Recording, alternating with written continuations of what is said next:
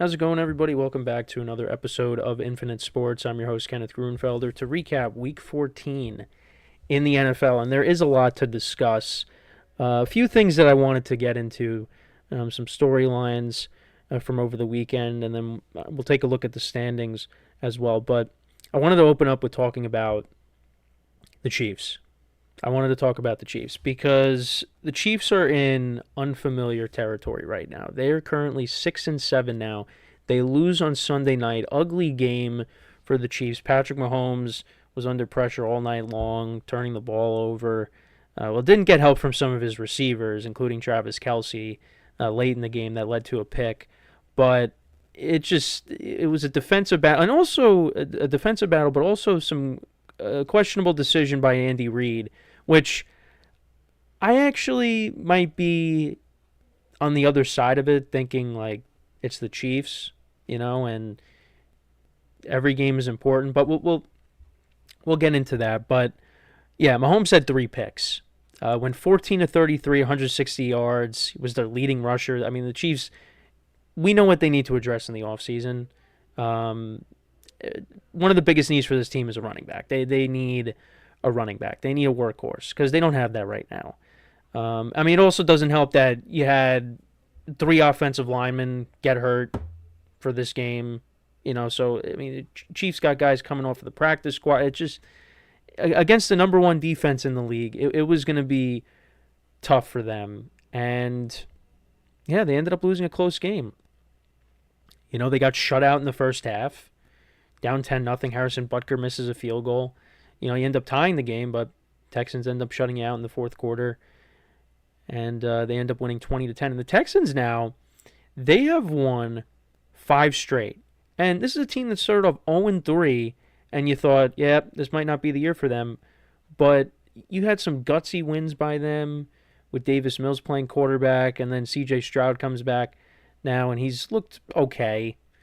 Hasn't been spectacular, hasn't been lighting up the stat sheet. But he's doing enough. Team's 8-5.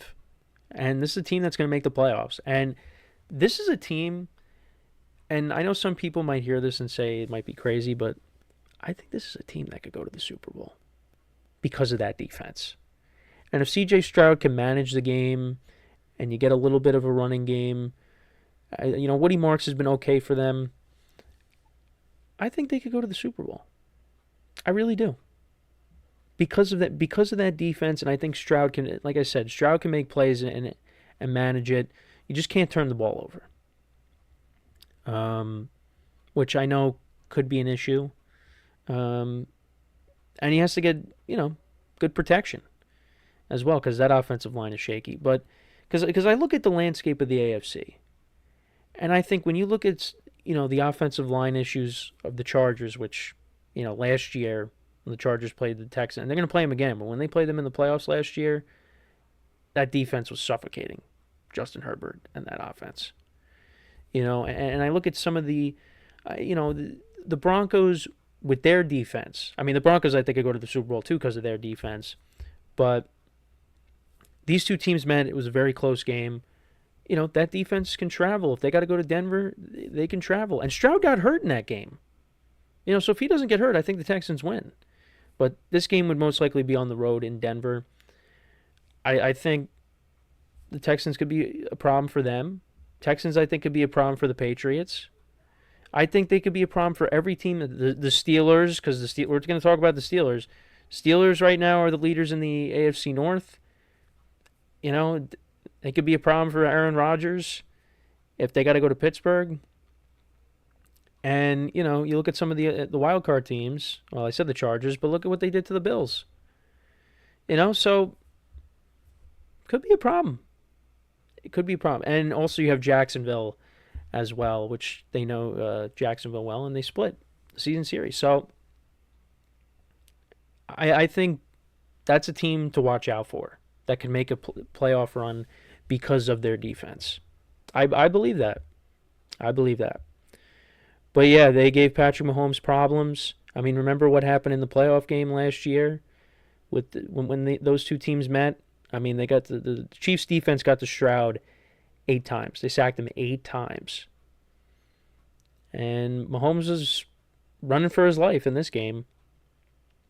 And like I said, didn't get help from his receivers. Travis Kelce, late in the game, couldn't hold on to the ball, ends up getting intercepted off of that. As Kelce couldn't corral the football. But also in the second half, with the season on the line, the Chiefs went for it on 4th and 1 in their own territory. And a lot of people disagree with the decision because the Chiefs ended up not picking up the first down. See, I kind of felt differently because it's the Chiefs going for it. It's Patrick Mahomes going for it. I think if this was some other team that, you don't really believe in. I mean, I know the Chiefs have not been playing well, and they've kind of given you reasons not to believe in them. But with the track record, championship pedigree, Chiefs have done that in the past, and they've converted. This was a case where it didn't. And the margin of error is so small that because they didn't pick it up, the game was over. And the other thing, too, is you could say, well, the Chiefs' defense was keeping them in the game. It's not like the Texans were running away with it. So you could have trusted your defense to get a stop, and then you get an opportunity to possess the ball back and go down and try to score. But the Chiefs took a gamble. It didn't pay off. And that basically was the end of the game. Because I think the Texans, I think it was when they were down 7, and then the Texans capped off, to capitalize on that with the field goal. I think that's what ended up happening. But yeah, this could spell the end for the Chiefs, at least for this year. They've pretty much lost to everybody that's ahead of them right now. Obviously they've lost to Denver, they've lost to the Chargers, they've lost to the Bills, they've lost to the Jaguars. The Steelers, their only pathway really is to win the division, which right now they got to hold on that. And the Texans now, who just beat them. So you basically need to win out, and you need everybody ahead of you to lose, which is not going to happen. Now, the Chiefs do play the Chargers. They play the Broncos again. So you have an opportunity to beat those teams at least one more time, or at least once. And split the season series, but it doesn't look like it's going to be enough. And we could see a scenario where we got the playoffs this year, but there's no Kansas City, which is very odd because the way how this run has gone for Kansas City, you never thought something like that was going to happen unless Patrick Mahomes got hurt. But Patrick Mahomes is not hurt. I mean, he's definitely banged up, but he's played every game. And the Chiefs could be on the outside looking in, which I know a lot of NFL fans will be rejoicing over that because of the Chiefs' fatigue and just being tired of seeing this team go on deep playoff runs and winning championships. You get tired of it. You want to see something else? Well, might be seeing something else because right now they're not making the playoffs. And again, I went back and forth with it before I made my official prediction. And I had said, you know what? This is the year. And I took the Broncos to win the division. And thankfully I did that. Because otherwise, if I would have took the Chiefs, I would have been kicking myself for not taking a chance, taking a risk. Because we did take risks in the predictions. And this was one of them. And it ended up being right. Because the Broncos are going to win the division. It looks like. Chargers picked up a big win on Monday against the Eagles. So, they still have something to say about it. There's still time. But I think it's going to be the Broncos that, they're going to hold on to this. They're going to clinch. And it's going to be their division. And who knows? They could have the 1 seed. It's right now between them and New England. So, but yeah, the Chiefs. Look, there's going to be people that are going to be dancing on their grave.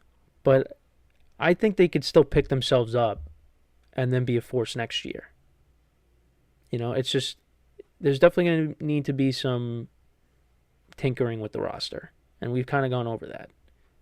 And I think most people know that because the team is getting older, and you gotta get younger, got to get faster. And it doesn't mean that there's people calling for Andy Reid's job. Really? Because of one bad year? That's it? They're going to figure it out.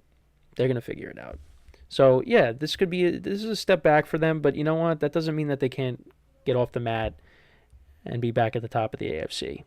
Because you got an all-time great quarterback, you got an all-time great head coach.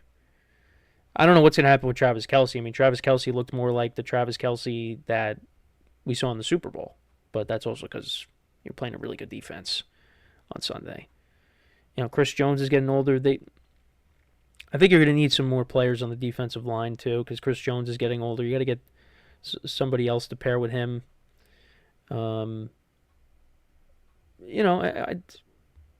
This just wasn't their. This just wasn't their year. This was the polar opposite of last year.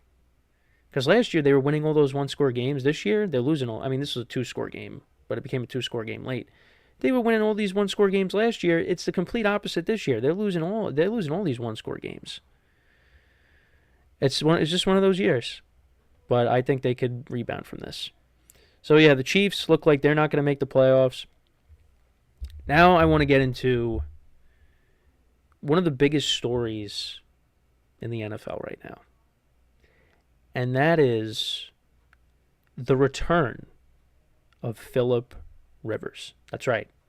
Phillip Rivers. One of the Unks. Well, he's a grandfather, right? It looks like he's coming back. And it looks like he could potentially start on Sunday for the Indianapolis Colts. Now you're saying, wait, what happened here? How did we get to this?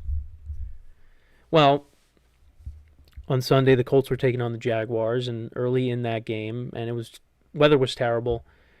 Daniel Jones, who's had a very good year for the Colts, went down early in that game, and already playing with a broken leg, he ends up rupturing his Achilles.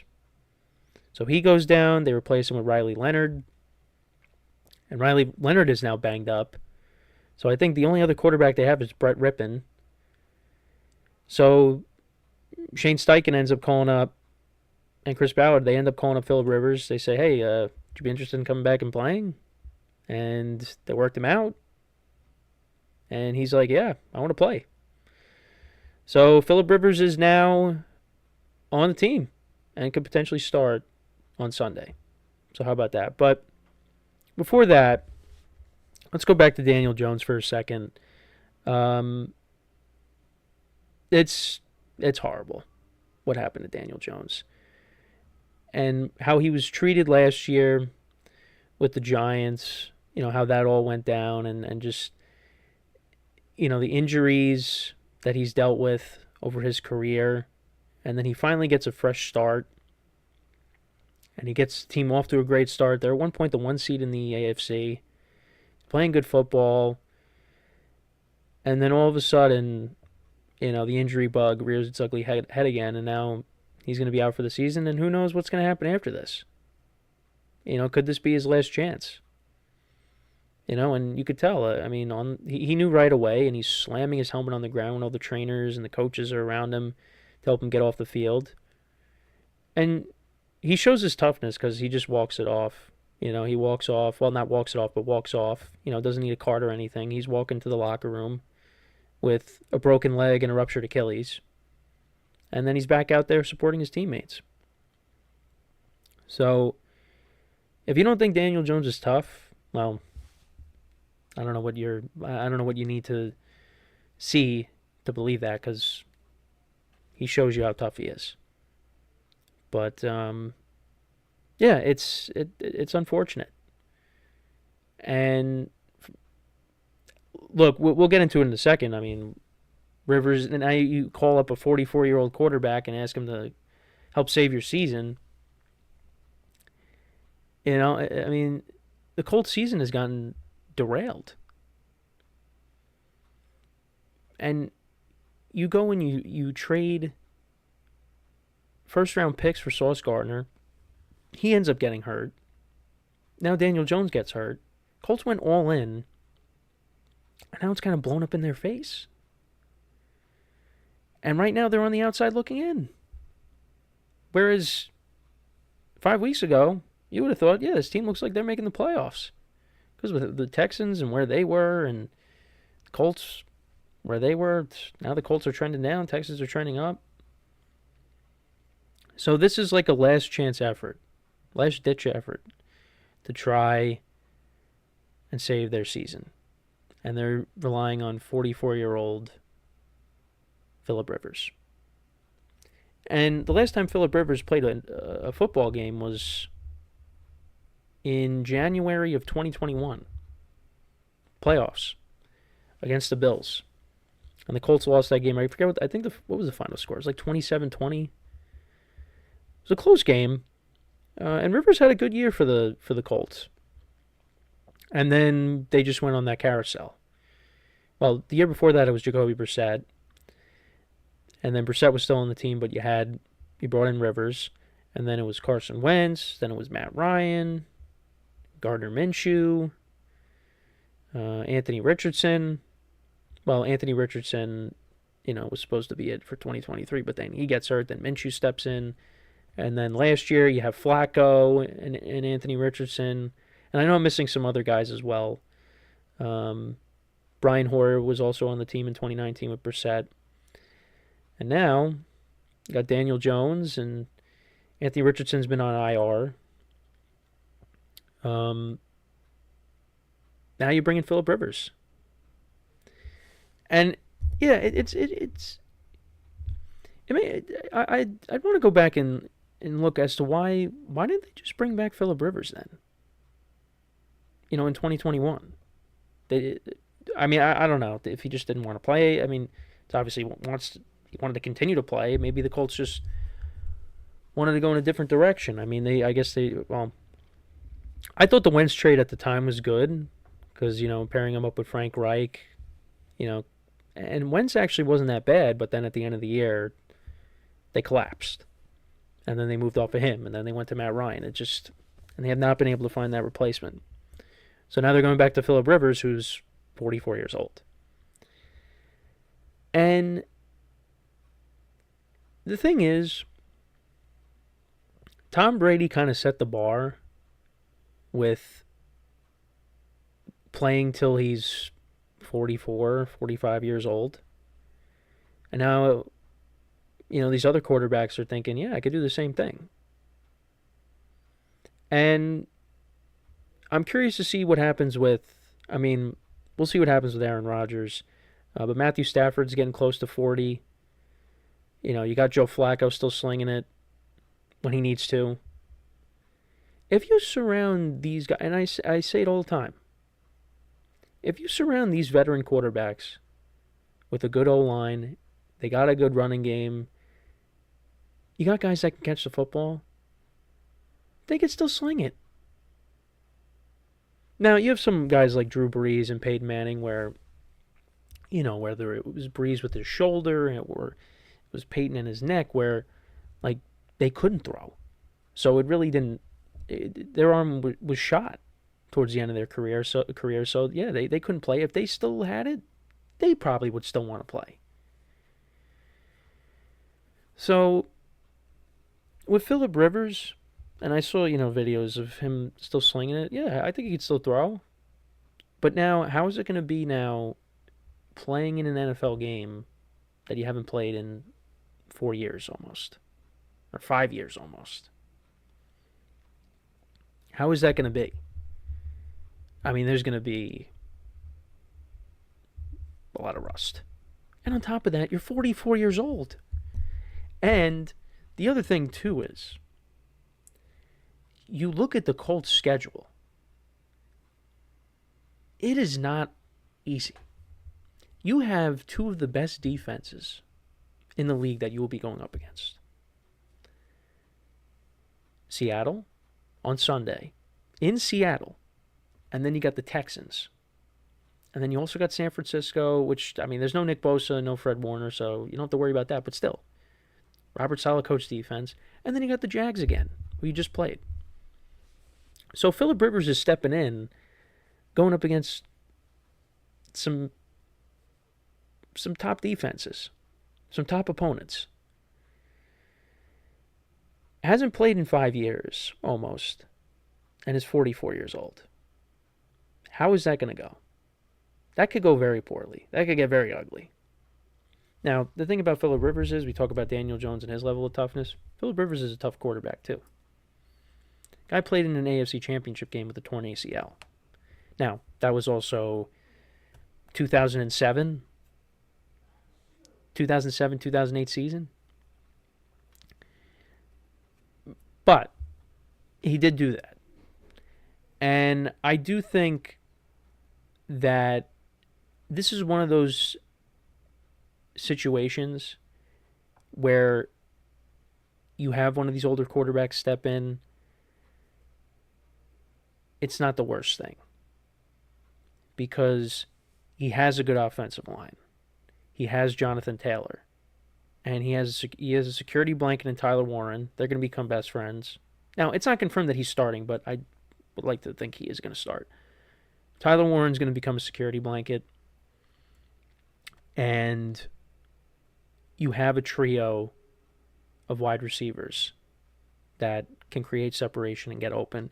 He's familiar with the system. He's played with Jonathan Taylor. He's played with Michael Pittman. So, because I think he said in his press conferences about 14 teammates that, were there when he was on the team. So, this is a good situation for Phillip Rivers to step in. And it sounds crazy saying this, but it's really not. I mean, look at Joe Flacco. Joe Flacco was on his couch. The Browns call him up. He signs. And then what happens? They go on a magic carpet ride to the playoffs. So, you got that. But at the same time, you could say, well, Phillip Rivers hasn't played in 4 years. But I want to see how this plays out. I really want to see Rivers start and see what he can do. But he's going up against a really good defense. So it's not the best. And I saw a post, like, imagine the AFC Championship game is somehow Aaron Rodgers versus Phillip Rivers. Yeah. That would be quite something. But it's not going to happen. I really hope that Rivers plays on Sunday, and I hope the Colts somehow find a way to make the playoffs. Because that would be, I mean, that honestly would dethrone Joe Flacco's run with the Browns. It just would. Because Phillip Rivers comes back after being out for 4 years, and he retired. He signed a one-day contract to retire with the Chargers, and now he's playing. He's on a team. And then all of a sudden, like, if he goes out there and he plays well in these final 4 games and the Colts make the playoffs, does he think, like, I can still play. Maybe I'll be a backup next year. I don't know. I don't think so, but if it goes well and he plays decent, I mean, probably will think about it. But yeah, so we have another quarterback from the golden era, the 2010s, coming back. You think Brady wants to come back? I mean, Brady is too involved in media and ownership. It's yeah. But who knows? Because he's still throwing. And obviously Rivers, is still not in the best shape, but, he's in good enough shape where he's like, yeah, I'll play. Why not? It's going to be interesting. So it looks like, because I was kind of, I thought it'd be cool if there was a scenario where Rivers, Eli, and Big Ben all got into the Hall of Fame together because they all got drafted the same year, and if they all went into the Hall of Fame at the same time, I thought that'd be pretty cool, but I don't think that's going to happen now, with Rivers now coming back and potentially playing on Sunday. So Yeah, Phillip Rivers on the Colts with Daniel Jones being out. Let's see how it goes. But he's going up against a defense that can get after you, create turnovers. Seahawks are one of the best defenses in the league. Top three. Top three. I mean, right? It's got to be the Broncos, the Texans, and the Seahawks as the top three defenses, right? And then obviously you have the Rams, and who else am I missing? The Packers. Um, we'll see what happens. We'll see what happens. But Phillip Rivers back with the Colts. And then speaking of the golden age of quarterbacks, one of the top guys picking up a win on Sunday, Aaron Rodgers and the Pittsburgh Steelers. Just when you thought they were dead, they somehow pull it out and knock off the Ravens and take over first place once again. Now, first of all, I will say there were some questionable calls in this game that may have dictated the outcome, particularly the Isaiah Likely touchdown that ends up getting called back. And it's funny how back-to-back weeks Isaiah Likely looks like he has a touchdown, but on Thanksgiving there was the touchback, and then you had what transpired on Sunday where he took 2 steps, he had the football out like this, it got knocked out, and they ruled it was incomplete. So in 2025, we still don't know what a catch is. We still don't know what a catch is. Because to me, that was a catch. He took 2 steps, he extended the ball, and he was already in the end zone. He caught it in the end zone, took 2 steps, and did this. Just to prevent the ball from being knocked out, which it eventually did. But I guess because he didn't take that 3rd step, his foot was not down on that 3rd step when the ball got knocked out. That's why they ruled it incomplete. Right? I guess that's what the situation, that's what the outcome was. That's why the outcome was the way it was ruled. But to me, that's a catch. So the Steelers did luck out because in the 4th quarter, they couldn't do anything. The Ravens outgained them. I forget what the numbers were, but I think the Steelers had their total yards were in the single digits. And the Ravens were moving the ball, but they didn't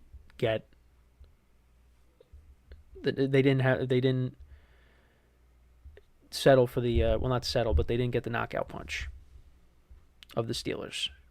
They stopped them on 4th down, the Steelers, near the goal line, and obviously had the likely play, and then also they got a sack of Lamar late as time expired. But Rodgers looked good for the most part. Probably his best game as a Steeler. Right away they come out throwing a deep ball down the sideline to DK Metcalf, which there was a bit of a push off, but still, that was great to see. And then later in the drive, we saw a discount double check, which we have not seen since since 2022. We haven't seen that. A rushing touchdown by Aaron Rodgers, and he brought out the belt celebration. It was great to see that, and then of course social media has to go and make people emotional. They did an Aaron Rodgers edit with him doing the celebration. So thanks for that.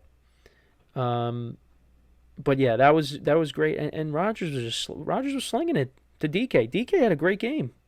He had a great game. Rodgers, had some time in the pocket. Was moving around. And he looked good. He looked good for the most part. And the Steelers also made some moves. They activated Adam Thielen. They elevated him. Well, they elevated Valdez-Scantling and and Thielen. Because Valdez-Scantling they signed, a month and a half ago. And he's kind of been on the practice squad. But they elevated him. They brought Thielen up after claiming him off waivers. They both didn't really make an impact. Thielen had a catch for 6 yards. But it was good to have the veteran guys out there. because what they were doing wasn't really working. And I don't like that Roman Wilson wasn't active for this game, because I do think Roman Wilson could be a good player for the Steelers down the line.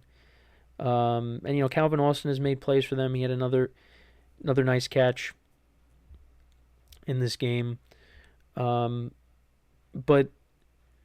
the Steelers were going with all veterans in this game, with Valdez Scantling, with Thielen, obviously having Rodgers back there and DK.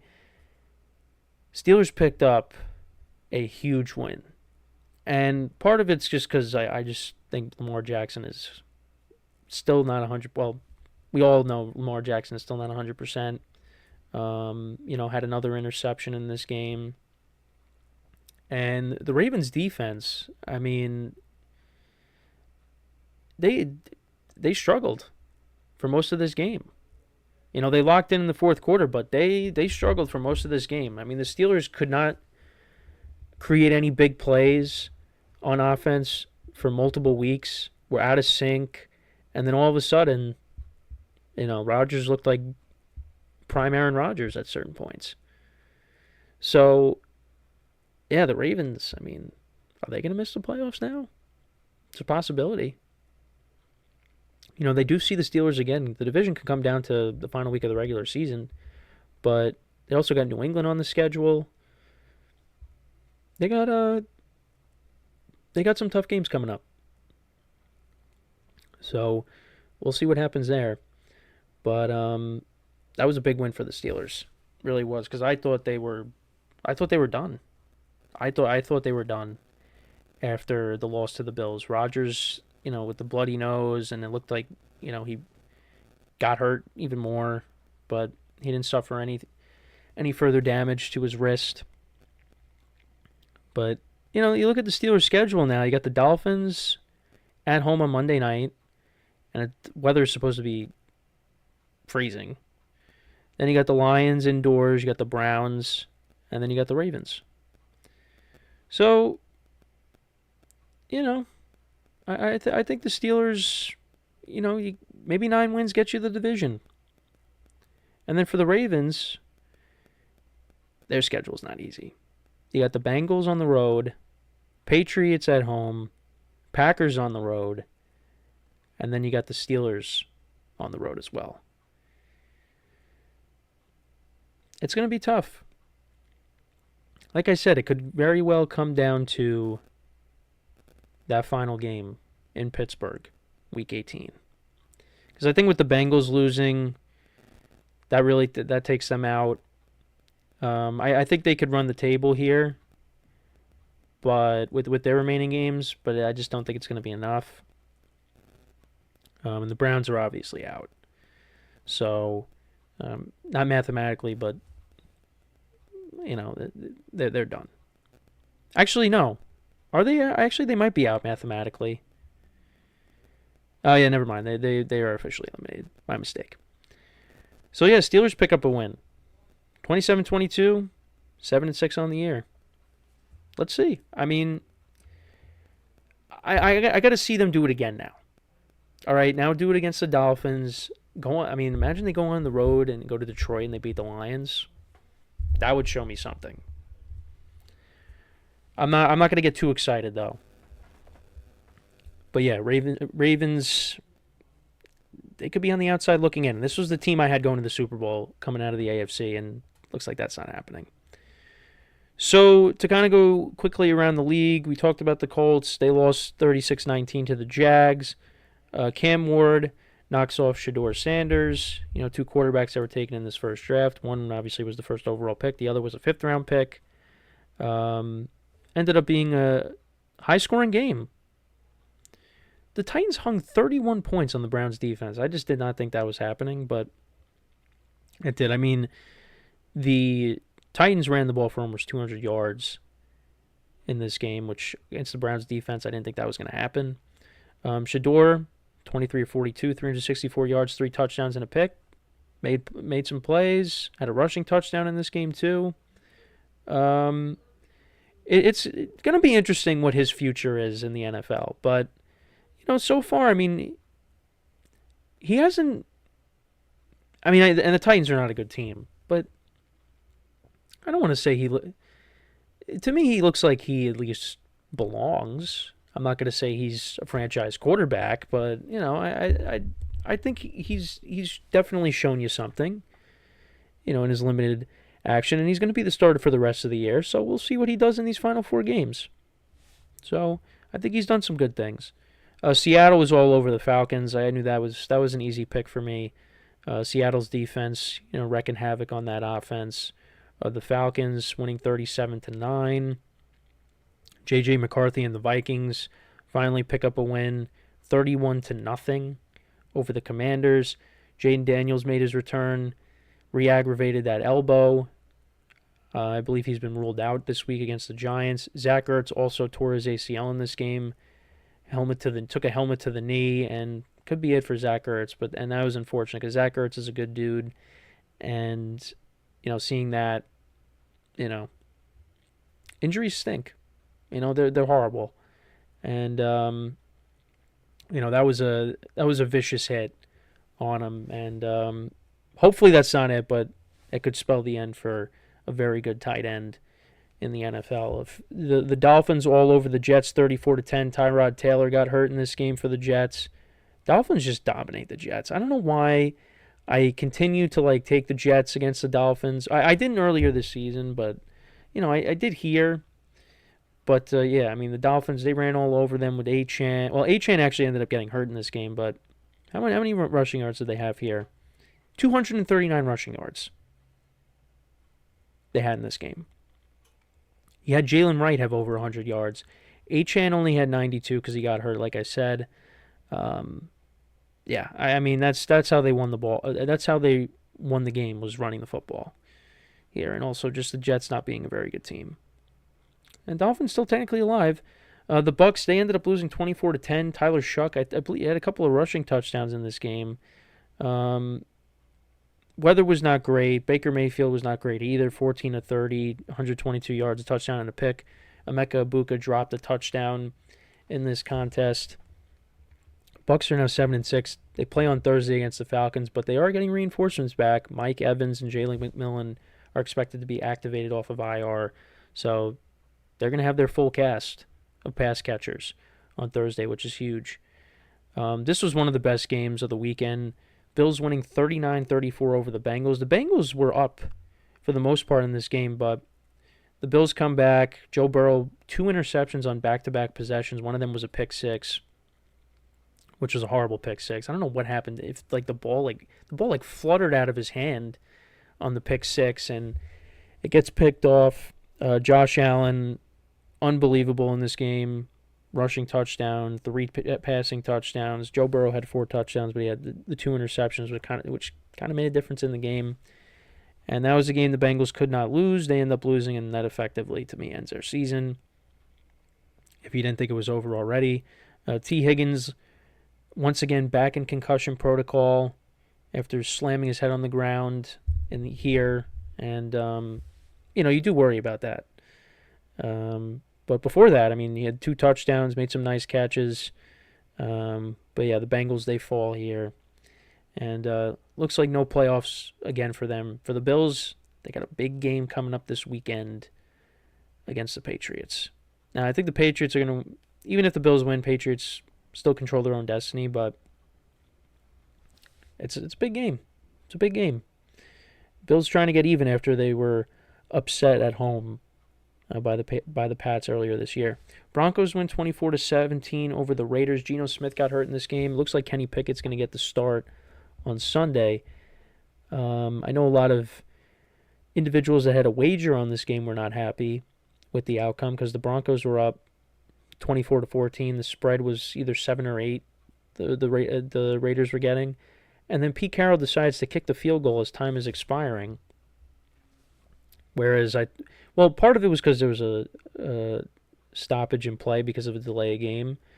But, at that point, the game's over. You're going to kick the field goal with 5 seconds left. You're not going to have any time to really do anything. But the Raiders did kick the field goal, and not many people were happy about it because then, if you had the Broncos ended up not covering. Now, I know in the spread pool that I do, that ended up being the case for me because I had the Broncos, but It is what it is. Packers win 28-21 over the Bears. Jordan Love played well in this game. Did throw an interception, but did have 3 touchdowns. Josh Jacobs had a huge run in this game that set up a rushing touchdown late. Christian Watson continues to play well for them since he's come back. 2 more touchdowns for him. Bo Melton had a touchdown in this game. Caleb Williams, costly pick at the end. They ran a similar play like the one they did against Philly, where Williams rolled out and then threw it up for Cole Kmet. They tried that again, but Keyshawn Nixon picked it off at the end, and the Packers win. And now the Bears go from the 1 seed to now the 7 seed. So they're not too careful. They could be on the outside looking in. And they got some good defenses coming up the next couple weeks. Well, they got the Packers again, but they got the Browns at home. Then you got the Niners on the road, and then you got the Lions final week of the regular season. So those are some tough games for the Bears. And we'll see what this team is made of down the stretch here. But Packers pick up a huge win. They're now the 2 seed. They got the Broncos coming up in Denver, which is going to be tough. Then you got the Bears, the Ravens, and the Vikings. The Vikings on the road. So right now, I think the Packers are winning the division. Right now, the way it's set up. But we shall see. And then the Rams were all over the Cardinals, 45-17. Stafford 3 more touchdowns. He has 35 touchdowns this season to 4 picks. I mean, right now, what are Drake May's stats? So Stafford's got 35 to 4. And then Drake May, if I can find where Drake May is. So Drake May has 23 touchdowns to 6 picks. I think it's Stafford. Stafford's the MVP. Stafford is the MVP. Stafford's going to finish with almost 50 touchdowns. I think it's going to be him. He's going to have close to 45. And that's what Aaron Rodgers had when he won in 2020. Actually, what did Rodgers have? He had 48-5, I think. But yeah, Stafford to me is the MVP. Rams, that's my team that I picked to go to the Super Bowl. Hopefully and win the Super Bowl, and hopefully that holds up. But yeah, I did get not officially, technically, but in my main fantasy league, I'm basically eliminated. Partly because Daniel Jones got hurt, but also because my friend who I was going up against had Puka Nacua. And Puka Nacua decided to have his best game of the year in fantasy against me. He was someone I had last year. I have Devontae Adams, but this was the week Devontae Adams kind of took a back seat to Puka. And I also have Kyron Williams, and he took a back seat to Blake Corum, who had 2 rushing touchdowns in this game. I do have Blake Corum, but I didn't start him. Probably should have, but and just took the risk of Kyron and Blake Corum. But I started David Montgomery instead, who actually had a rushing touchdown on Thursday against the Cowboys. But that basically decided our matchup, was Daniel Jones getting hurt and the Rams using the Rams players that I either didn't start or don't have. So that was tough. That was a tough pill for me to swallow, but it is what it is. I'm still technically in it. I would need 2 people to lose, and I need to outscore those 2 people as well by over 100 points. So that's not happening. But yeah, look, Rams look good. Michael Wilson, also shout out to him, because he looks like he's going to be a good player for the Cardinals. I mean, since Marvin Harrison Jr. has been in and out of the lineup, he's played really well. He's getting the football from Jacoby Brissett, and he's putting up big numbers. So, Cardinals got something with him, and obviously when Marvin Harrison Jr. is healthy, and you got Trey McBride, and we'll see what happens next year. If you have Trey Benson and James Conner both healthy. Well, I don't know what they're going to do with James Conner, but Trey Benson's going to be on the team next year. Like, Cardinals got some players that they could build around. And it seems like Kyler Murray's going to be on the way out. But yeah, no, a disappointing year for them. They now dropped to 3-10. And then finally we got the Eagles and the Chargers. I mean, this was an ugly game. I mean, how many turnovers there ended up being in this game? So in total, there were 8 turnovers in this game. Justin Herbert had a pick, lost a fumble. Deshaun Hand had a fumble as well because he picked off. He picked off Jalen Hurts, and then he ended up losing the ball. So, actually, right? Was he the one that... Yeah, he picked off Jalen Hurts, but then he ended up fumbling. Hurts got the ball back, and then he fumbled. So you had 3 turnovers on one play. You had an interception, then you had a fumble, and then you had another fumble by the guy that threw the interception. I've never seen that. We've never seen that. But yeah, 8 turnovers. Jalen Hurts, I mean, he finished with, 4 interceptions on the day? Yeah, not great. And they did a fake tush push to Saquon Barkley, and he scored a 52-yard touchdown. But yeah, just ugly game. Ugly game from both sides. I mean, it was an entertaining game, to say the least. Both teams were really relying on their field goal kickers, Jake Elliott and Cameron Dicker. Shout out to both of them. I mean, Elliott did miss a field goal in this game, but he basically made all of them outside of that. Cameron Dicker, Elliott went 4 for 5. Cameron Dicker went 5 for 5. So, and Chargers ended up winning 22-19. So that was kind of the difference in the game. This game even went to overtime, and Hurts ended up throwing a pick at the end. Chargers made a good play on it. After the Eagles got bailed out by the Chargers jumping off sides on 4th down to pick up a first down, you thought the Eagles were going to go down the field and win the game, and Hurts ended up throwing a pick. And that's how they lost. But yeah, Hurts did not play well in this game. The Eagles' offense still is just out of sync, and there were some good throws by Hurts. I mean, there was one where he dropped it in the bucket for A.J. Brown, and he dropped it. That would have been a touchdown. He dropped it.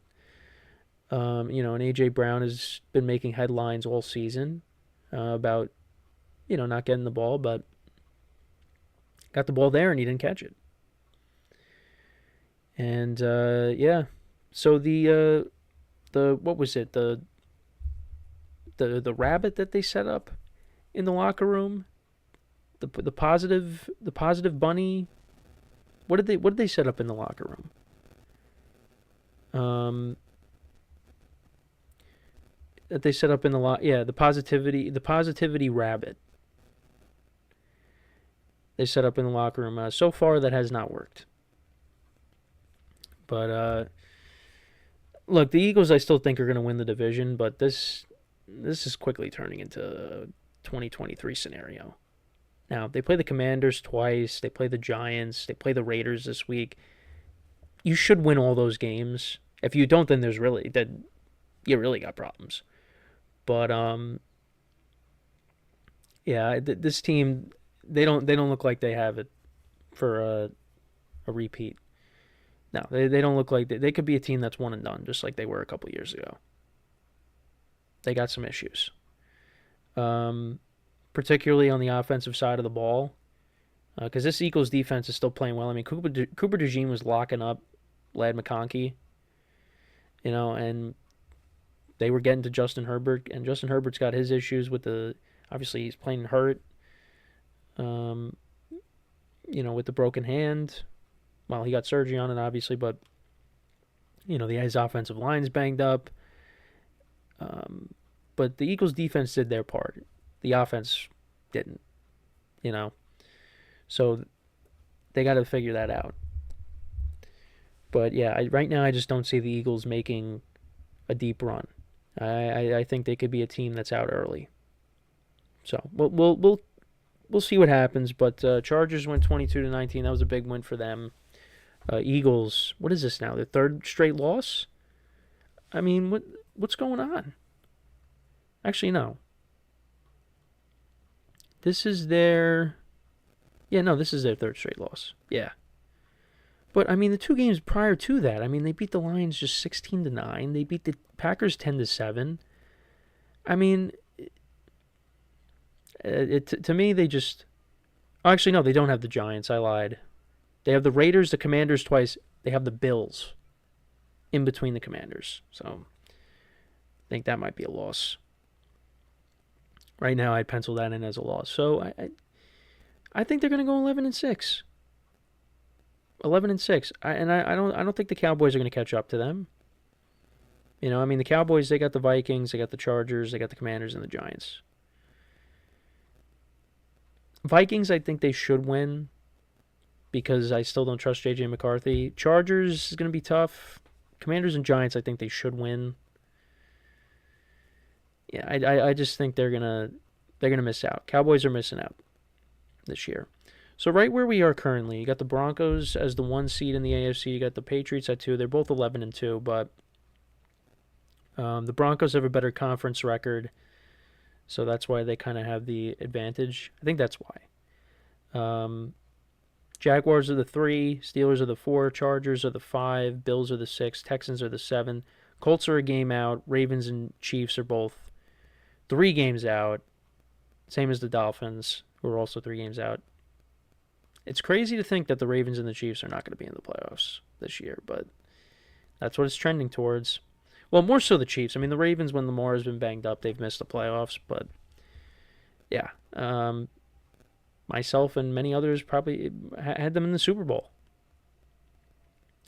So, yeah, it looks like no playoffs for the Chiefs and the Ravens. Well, more so the Chiefs. Ravens still have a chance with the division. And then in the NFC, Rams are the 1, Packers are the 2, Eagles are the 3, Buccaneers are the 4, although they better be careful because the Panthers are tied with them right now. It's going to be a fight to the finish for those 2 teams. Then you got the Seahawks as the 5, Niners as the 6, Bears as the 7, Lions are 1 game out, Panthers 2 games out, Cowboys are 2.5 games out. I think for the Panthers, their only pathway is through the division, well, Panthers and Bucks. And then the Lions, it's going to be a wild card spot, which, hey, they play the Bears one more time. And they already beat them this year. But yeah, they got the Rams coming up. They got the Steelers. They got the Vikings on the road. So some tough games for them. Not going to be easy down the stretch. So yeah, it's going to be an exciting finish. But let me know what you guys think about the games from this weekend. What were your thoughts? What were your thoughts about some of the things we talked about? Any things I didn't touch upon, let me know in the comments. As always, everybody, make sure to leave a like, comment, and subscribe to the video, to the channel. Make sure to follow us on the social media platforms in the description below. And wherever you get your podcasts, you can follow us as well. Just look up Infinite Sports, and you'll find us there. And as always, everybody, I'm your host, Kenneth Grunfelder, signing off. Have a good one, and I'll talk to you guys next time. Take care.